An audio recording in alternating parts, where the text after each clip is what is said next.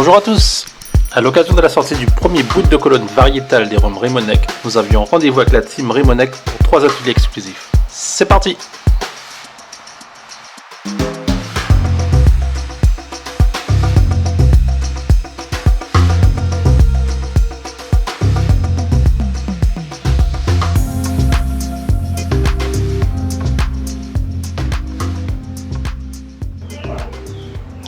Il faut savoir que chez nous, nous avons 20 hectares de canne autour de la distillerie. Voilà. Alors ici sur la propriété, nous avons 20 hectares de canne qui sont divisés en 11 parcelles, ce qui nous permet justement de suivre les variétés de canne. C'est pour ça que cette fois-ci, nous allons vous présenter le R582, qui est une canne originaire de la Réunion et qui est une canne assez vigoureuse, bonne en richesse de sucre. Donc en juin 2020, nous avons sélectionné cette partie et comme c'est fait mécaniquement par un prestataire de service et comme c'est autour de la distillerie, la canne elle arrive très rapidement au moulin. Elle n'a pas de contact avec la terre pour pouvoir récupérer des bactéries. Parce qu'une fois qu'elle est chargée dans le champ, elle est dévidée dans la table à canne. Voilà. Et donc, vous voyez, on a les 20 hectares. Par contre, cette production ne nous permet pas de faire toute notre fabrication. Nous utilisons à peu près 25% et le reste, nous achetons aux planteurs qui sont aux alentours de la distillerie. Hop là. Alors là, voilà. Bon, je ne l'ai pas lavé justement pour vous faire voir parce que ce sont les aléas de la nature qui vous... Mais vous voyez, elle est très, très rigoureuse, elle est bien droite. Et M. Rémonec a aussi une technique où il plante à une distance assez rapprochée, enfin, moins rapprochée que la plantation normale, de façon à faire passer des petits tracteurs pour l'entretien des cannes. Parce que de plus en plus, nous allons sur une agriculture raisonnée, c'est-à-dire moins d'herbicides, et pour l'entretien, c'est beaucoup plus facile. Voilà. Alors, le reste de la propriété, nous avons d'autres variétés, la R570, qui est une canne aussi qui est très juteuse. On avait une autre qui était encore meilleure, 579, mais si vous voulez, les rats se donnent à cœur joie là-dedans. Donc, on a été obligé de l'éliminer. Et cette année, nous faisons une pépinière, parce qu'il faut savoir que maintenant, la DAF, la Direction de l'Agriculture, suit beaucoup tout ce qui est plantation, aussi bien pour la canne que pour les légumes et tout. Et chaque année, nous devons faire une déclaration de surface pour qu'ils puissent suivre les plantations et tout. Et parce que comme on a certaines aides à la plantation et à la coupe, donc il faut que ça soit suivi par eux. Donc cette année, on est obligé de faire une pépinière. Si vous devez planter de la canne et que vous ne prenez pas votre plant dans une pépinière qui a été agréée, vous n'aurez aucune aide. Donc on peut faire sa pépinière soi-même. Monsieur Rémonec cette année a fait une pépinière avec une nouvelle variété qui est la R585 qui a été conseillée par le Centre technique de la canne. Donc on verra comment elle va réagir. Et il se peut peut-être qu'en 2 ans, on va sortir la nouvelle variété R585. Voilà. Et qu'est-ce que j'avais d'autre à vous dire? Alors, le principe, quand on veut un bon rhum, il faut une bonne canne. Peu importe la variété. Il y en a qui vont vous donner moins de jus parce qu'elles seront moins sucrées. Mais en principe, il faut que l'entretien soit impeccable de façon que vous ayez une bonne canne. Alors après, maintenant, moi, je suis aussi le broyage de la canne. Donc, quand la canne arrive, elle est pesée. Vous voyez, nous, on nous a exigé une nouvelle balance parce que celle-là était trop ancienne. Et comme maintenant, elle n'est pas encore elle a été finie, elle sera opérationnelle pour la prochaine récolte. Et parce que maintenant, comme on reçoit des titans, donc cette balance ne nous permettait pas d'avoir des chariots aussi longs. Donc une fois qu'elle est pesée, elle passe au moulin et là, quand elle est broyée au premier moulin, on prend un peu de jus de façon à l'analyser, pour savoir la densité, pour savoir sa richesse. Alors, le distillateur la pèse, il me donne sa densité, il la porte, on a un réfractomètre qui nous donne sa valeur en sucre. Et de là, nous avons un tableau qui nous donne la richesse de la canne, puisque la canne, elle est payée suivant sa richesse. Voilà. Après ça, elle passe au moulin. Il y a un premier moulin. Après le premier moulin, il y a une imbibition d'eau de façon à mouiller un peu la bagasse pour qu'on puisse extraire le maximum de jus. Après, elle passe au deuxième moulin et elle est envoyée dans un tamis pour enlever les petites particules pour que le jus soit un peu plus clair. Et le reste, la bagasse, c'est envoyé dans un chariot ou elle est semée dans les champs. Ça aussi, c'est quelque chose qui nous empêche d'avoir des herbes. Parce qu'une fois que la canne est coupée, on sème la bagasse dessus et ça fait comme un tapis et les herbes ont tendance à moins pousser. C'est pas vraiment un engrais, la bagasse, mais enfin, c'est quelque chose qui permet. Mais par contre, quand on vient pour mettre, on a un engrais qui détériore la bagasse, qui permet qu'elle s'infiltre bien, qu'elle se mélange à la terre. Alors oui, quand le jus arrive dans la cuve, c'est le même principe, on pèse sa densité pour savoir, parce que la canne, si elle est à 1075, par exemple, qui vous donne 9 de richesse, mais avec l'eau qu'on rajoute là-dedans pour la diluer, il faut qu'on charge une cuve à 1040, 1042. Et là, elle reste en fermentation pendant 48 heures. Et il faut, pour qu'elle puisse être bonne à distiller, on appelle ça, il faut qu'elle tombe entre 995 et 998 pour avoir à peu près 5,5 degrés d'alcool pour être distillée. Donc, nos cuves sont à l'air libre et voilà. Mais c'est tout un travail d'art, il faut suivre, voilà. Et justement, comment vous voyez l'évolution de la canne? C'est-à-dire quand vous étiez jeune, le rhum n'était pas un produit phare, et maintenant, là, depuis 5 dernières années, ça explose. Surtout dans le rhum vieux. Voilà. Surtout dans le rhum vieux. Le recul, comment vous analysez ça? Ah ben, c'est l'évolution des choses. Hein. Vous pensez par exemple il y a 50 ans que le rhum était un genre produit de luxe, ça a mon mari, parce que je vous dirais qu'il a été un des premiers à mettre du rhum en vieillissement. Les gens n'y croyaient pas. Et si vous voulez, à l'époque, quand c'était les exportations qu'on envoyait en conteneur, l'acheteur vous mettait exempt de goût de vesou.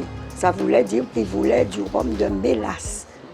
Parce que quand on a commencé tout au début, quand je me suis mariée dans les années 60, mon mari faisait un peu de rhum industriel et un peu de rhum agricole.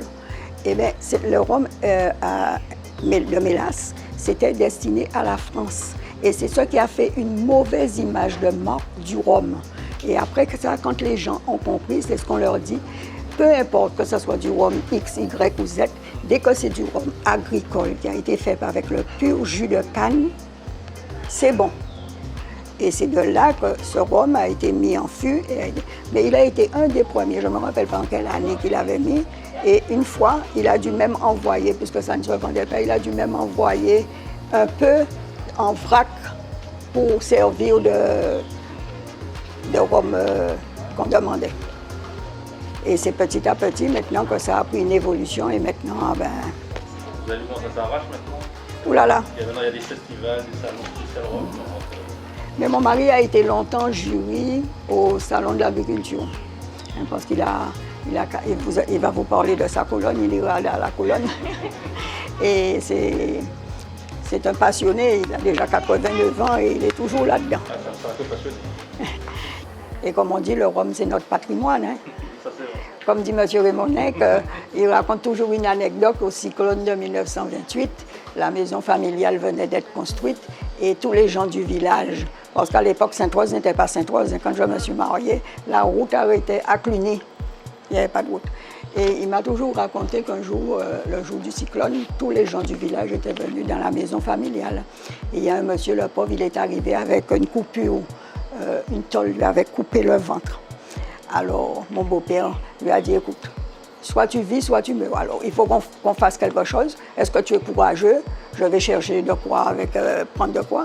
Il lui a vidé du rhum, il a remis tout ce qui dépassait, il l'a cousu. Terminé. Il lui a donné un coup de rhum, avalé, un coup de rhum là, et c'était terminé. Et il s'en est sorti. Mais il a fallu être corrigé.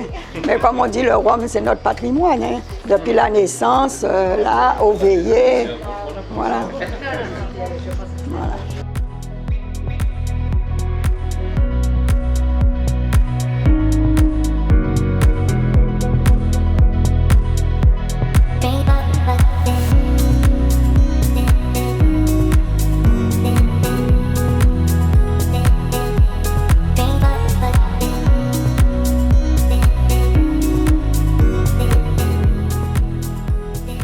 Le jeu d'aujourd'hui, alors je ne vais pas vous faire deviner les ingrédients, je pense que c'est un petit peu...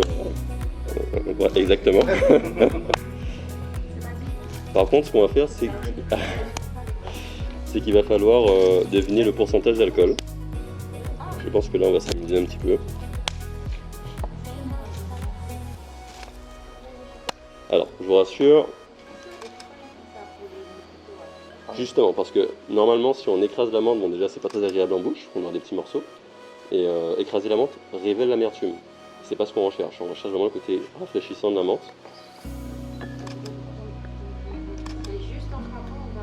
Exactement. Alors, je vais pas vous le faire avec celle-ci, mais chez vous, essayez avec une feuille de menthe. Vous en prenez une première, vous l'écrasez, vous la mâchouillez, vous allez voir que c'est pas très bon, c'est amer. Alors, vous la tapez, vous la déposez sur la langue. Là, on a toutes les saveurs de la menthe. Alors.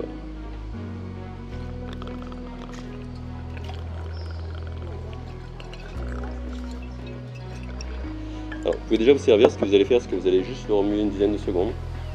Et ensuite, vous allez apprécier. Alors, n'oubliez pas, le but du jeu, c'est de savoir à quel degré d'alcool nous sommes. Mais dans le verre, on est sur un sirop donc fait maison. Juste une dizaine de branches de thym, environ 100 g de feuilles de basilic, 1,5 litre d'eau. On laisse infuser 1 heure, 1 heure et demie, voire 2 heures, sans faire bouillir, hein, vraiment. On rajoute 1 kg de sucre blanc. Et on a son sirop qui peut durer assez longtemps, toujours au frigo, hein. Ne jamais le sortir du réfrigérateur. Et on a son sirop, citron jaune pour casser un peu le côté tiponche. On n'est pas sur un tiponche, on est vraiment sur une petite recette subtile pour apprécier le rhum, sans dénaturer. Donc le citron jaune, c'est quelque chose qu'on goûte très peu aux Antilles au final. Forcément, ça ne pousse pas ici, ça coûte très cher au final. Mais dans le monde du cocktail, c'est ce qui est le plus apprécié. Comparé au citron jaune, comparé au citron vert qui est très acide, qui a beaucoup de puissance, qui prend de la place dans le verre, le citron jaune va s'allier aux autres saveurs. Autant avec l'amertume qu'avec le côté sucré, qu'avec la puissance, donc c'est pas mal. Donc, c'est volontaire de ne pas presser le citron. C'est volontaire. Alors pourquoi? Là on ne voulait pas prendre trop de place dans le verre et laisser le rhum s'exprimer, mais à la maison on peut éventuellement presser le citron jaune qui va donner un côté plus fruité. D'accord? Donc, éventuellement pour mesdames qui peut-être préfèrent quelque chose de plus doux en bouche, sans... Enfin, je sais que maintenant mesdames boivent autant que nous, il n'y a plus de monsieur boit beaucoup, mais pour le côté fruité ça peut être plus intéressant de presser le citron jaune, donc à retenir. Là, on est parti sur un sirop un peu herbacé, mais on peut très bien partir sur quelque chose d'épicé, qui se mariera très bien aussi avec le R582. Donc, voilà.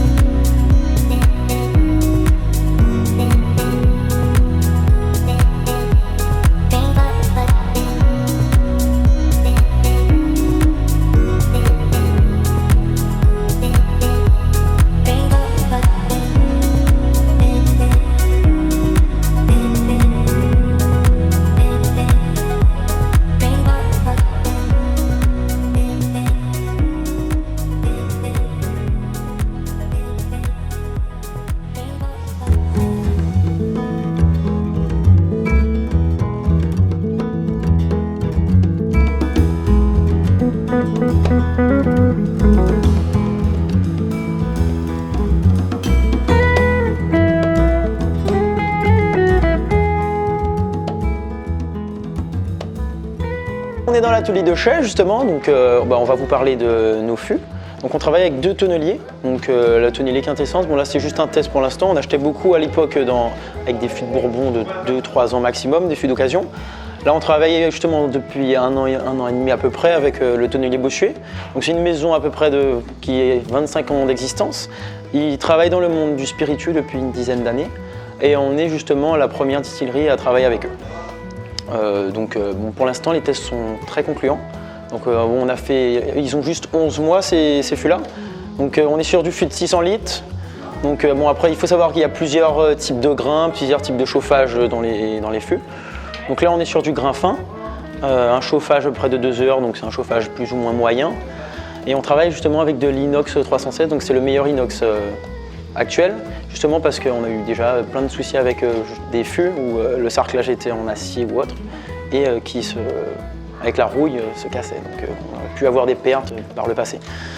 Mais avec cet inox-là, on n'a pas de soucis, surtout aux Antilles avec le climat, plus l'air marin, c'est un peu compliqué. Alors, il faut savoir justement que la tonnellerie Quintessence, justement, donc c'est des fûts d'occasion de 2 à 3 ans maximum qui est contenu du Bourbon. Donc là, justement, on pourra justement goûter 2 rhums, donc de 11 mois. Donc c'est le même rhum blanc. Juste, ils ont été dans des chênes américains et des chênes français. Donc, juste à la fin, vous allez répondre donc une petite fiche de dégustation. Donc, vous pourrez répondre à tout sauf à la partie droite. Donc, ça, chacun ses goûts et ses couleurs, donc tout peut être différent. Et vous allez me dire quel est le chêne français et quel est le chêne américain. Donc, il y en a plein qui se sont trompés, même les plus grands connaisseurs se trompent. C'est très très vicieux. Donc là, vous pouvez voir, venez. Donc là, vous pouvez voir le travail du tonnelier. Donc là, c'est des photos qui ont été prises sur place, donc de Bossuet, dans les fûts neufs. Donc là, on commence justement le premier travail. Donc là, c'est pour gérer le bois parce qu'ils reçoivent des grosses planches de chêne. Donc il faut le faire venir dans des petites lattes, par exemple comme celle-ci. Ils le mettent comme ça parce que c'est des planches, il faut savoir qu'elles sont dures, donc il faut les chauffer un peu. Donc là, vous pouvez voir juste en bas, c'est une chauffe légère, juste pour que le bois s'attendrisse, pour que justement ils aient la forme arrondie, parce que sinon on ne peut pas sarcler. Donc après, il y a le chauffage, comme vous savez, donc c'est en fonction de la demande du client, donc ça peut être une chauffe forte, une chauffe faible, une chauffe moyenne. Donc comme je vous l'ai dit, c'est une chauffe moyenne pour chez nous, donc à peu près 2 heures. Et là, on peut voir le travail de sarclage et la fin des fûts, par exemple. Et après, ça nous fait des beaux bébés comme ça. Donc c'est pas donné, mais après, il faut savoir que c'est des fûts avec 4 cm d'épaisseur. Donc la perte est beaucoup moins importante. Il faut savoir qu'en Guadeloupe à peu près, on est à 8% de perte sur des fûts de 200 litres. Et sur des fûts de 600 litres avec 4 cm d'épaisseur, on est plus sur du 3% à peu près. Mais ça sort beaucoup de tanins. Donc on fait beaucoup de passages parce que sinon le rhum aura beaucoup trop de tanins et c'est pas forcément bon. Ça demande beaucoup de travail. Aussi.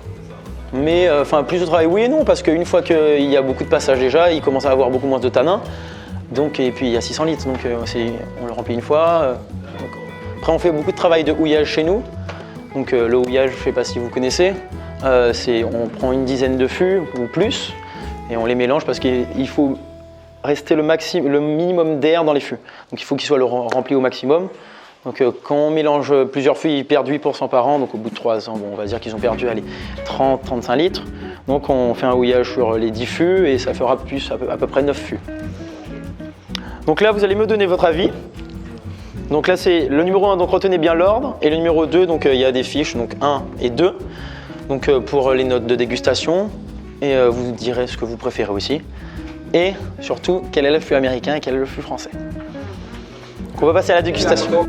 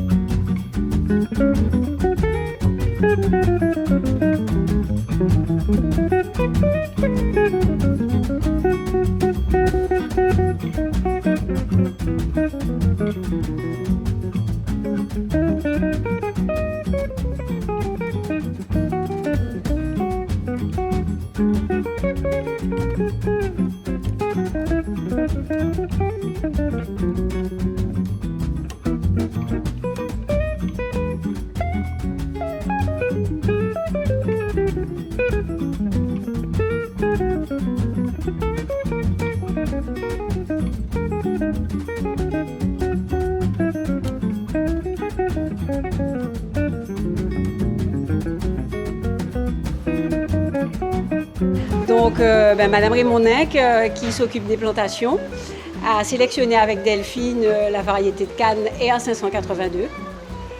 Et avec ce jus, on a donc qui a été distillé et où on a utilisé une levure particulière qui donne, qui fait naître des saveurs au niveau de la fermentation. Et ensuite, il a été distillé de façon tempérée, pas trop rapidement, pour pouvoir donner un produit de qualité.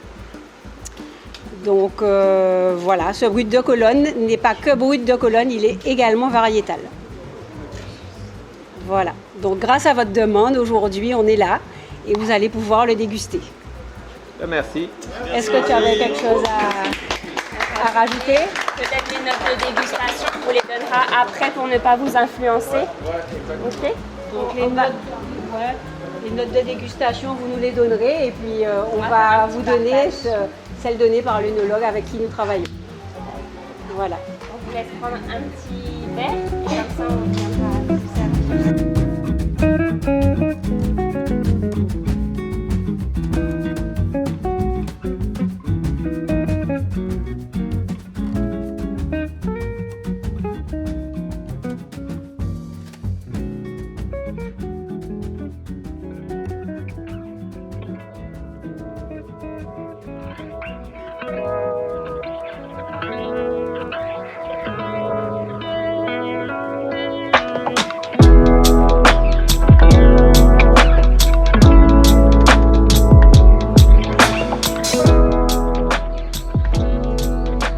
Nous concluons les ateliers par une dégustation du brut de colonne à température ambiante et glacée. Le tout accompagné de chocolat au rhum proposé par Manufacture Gourmande, ainsi qu'une glace banane flambée spécialement composée du même rhum avec pause douceur.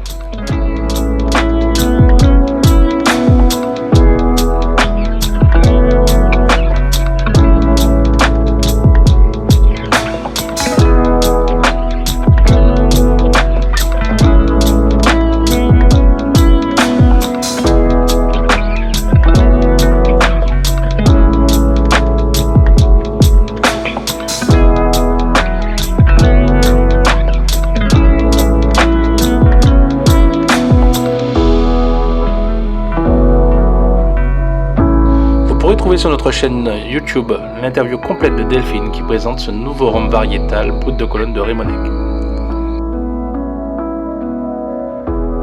Donc si vous avez aimé, pensez à mettre un petit pouce bleu. Pour ne rater aucune vidéo, pensez à vous abonner à la chaîne.